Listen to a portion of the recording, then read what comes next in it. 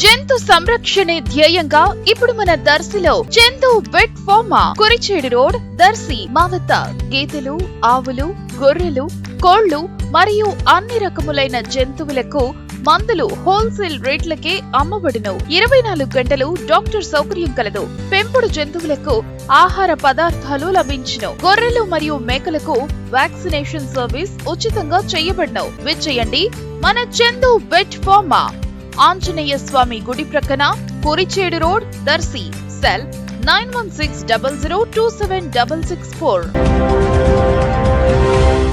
దసరా సెలవులు సందర్భంగా పిల్లలు ఈత సరదాకై నీళ్లలో దిగి ప్రాణాల మీదకు తెచ్చుకోవద్దని, పిల్లలు ఈతకై వెళ్లకుండా తల్లిదండ్రులు కూడా వారిని పరిరక్షించాల్సిన బాధ్యత ఉందని Darsi circle inspector of police Y Ramarao పలు సూచనలు ప్రజలకు తెలిపారు. ముఖ్యంగా అందరికీ తెలియజెప్పేదేమనగా, దసరా సెలవు సందర్భంగా విద్యార్థులందరూ కూడా వారి వారి స్వగ్రామాలకి వచ్చి ఉంటారు. ఈ క్రమంలో ఊళ్ళో ఉన్నటువంటి కురకారు, ముఖ్యంగా యువకులు దగ్గరలో ఉన్నటువంటి వాగులు, వంకలు, పారేటువంటి కాలువల దగ్గరకు వెళ్ళి సరదాగా ఈత పడదామనే ఉద్దేశంతో వెళ్తారు.